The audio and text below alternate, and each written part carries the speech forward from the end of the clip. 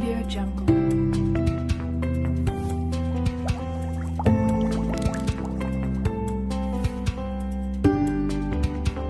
Come to today's lesson. Today we shall be looking at gears. Say gears, gears. What do you understand by the word gears? Gears are simply wheels that have teeth. The difference between the gear and the wheel and the axle and the pulley is because of their teeth. A gear cannot walk alone. It needs another extra gear or more gears to walk alone. We have two or more gears connected together. We call it a gear train. Okay, a gear train consists of the first gear, which is called the driving gear. The middle one is called the idle gear, while the last one is called the what? Driving gear. All right. A gear is quite different from the wheel and the axle and the pulley, even though it turns, but it has a teeth. That teeth is what enables it to stay firmly without slipping. Gears are used to, they work like the pulley, okay, but they are quite different. We use them to either change the direction of the force, we use them to increase force, and we use them to also increase speed. But we cannot use gear to increase force and speed at the same time. Okay, take note, we cannot use gear to increase force and speed at the same time. For example, this gear cannot increase speed or force, but it can change the direction of what? Force. Seriously, it can change the direction of force, but it cannot increase speed and what? Force. But when we have this kind of arrangement, we call this a mechanical advantage. Why? Because one gear is big and the other one is what? Small. There are different types of what? Gears, but we'll concentrate on four important ones. The first one we're looking at today is called the spur gear. Say spur gear, spur gear. The spur gear is also called a straight gear. All right, it has a connection like this. Force will be generated from one side and it will turn the other gear in the opposite direction. Can you take note of the direction?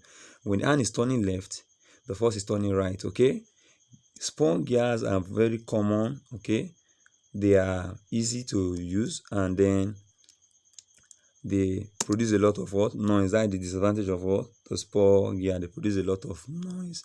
But the helical gears are quite different from the spur gears.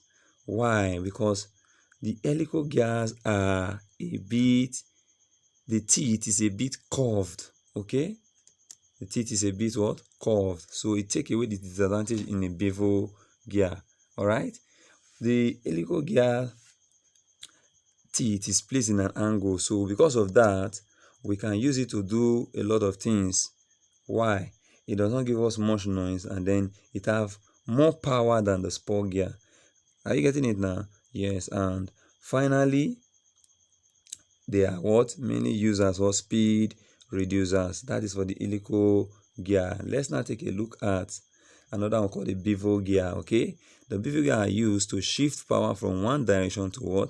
Another. If I want to change maybe my car, for example, left to right, you can apply the bevel gear. Okay, that is one powerful device. All right, it can turn device from left to right or from right to left. Can you see the demonstration there? Yes, that is for the bevel gear. That is one of the important uses of the bevel gear. Then we have another type of gear we call the gear. The one gear has two types of gear: the screw-like gear and the circular gear. The screw-like gear can rotate the circular gear, but the circular gear cannot rotate the screw-like gear. Can you see the turning that is coming from the screw-like gear? Yes. Because of this application, it can be used in changing the direction of the what? Motion, and some power source like an electric motor can be used to drive the screw gear.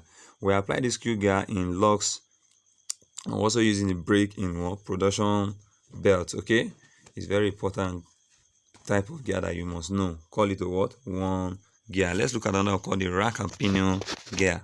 The rack and pinion gear has two types of gear. One is a circular gear, while the other one is a what? The linear or the chain. Now the circular gear drives the chain. Okay, the circular gear drives the chain, and then as it's moving, the chain will be going forward. You also find this kind of gear coupled with the, what is it called? Bevel gear in a car. Okay, this is the kind of motion that transfer in the car that you saw earlier. All right, it's very important you know this. How do gears work? Okay, I told you earlier that gears need force to work from an external source. This force can be gotten from human effort, as you can see here. Are you seeing it now? You must turn a gear for it to work. The force that you need to turn it can come from a human effort, which is called the mechanical effort, or which we apply in a bicycle. Okay, and a good application of the human effort is in your bicycle. You can change the gear for a bicycle to either increase force or increase speed.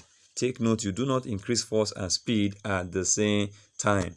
Then another way you can get force is through an electric source. Okay, like your car.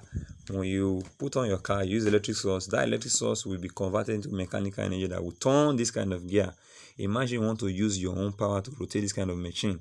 It will be very what? Very, very difficult. Is it not? Yes, it's very difficult. So benefit of using gears. All right, I told you before that a machine must give a mechanical advantage. This kind of gear help us to rotate or change direction of what? Force. But when we have this kind of arrangement, a small gear coupled with a big gear teeth, can you see that difference here? You end up having less force but increase speed. Are you getting me now?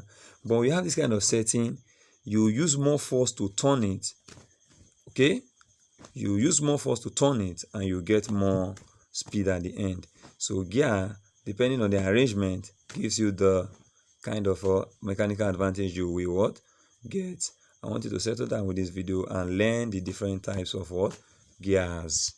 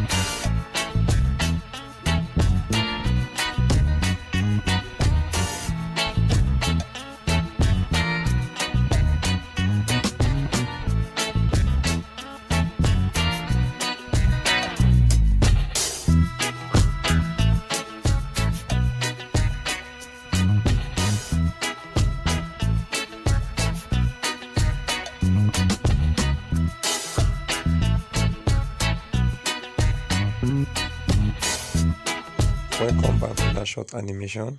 I believe with this short animation you now know the 4 types of what? Gears and how to function. That now brings us to the end of today's lesson. We're about to take a quiz on this topic. I'll see you soon.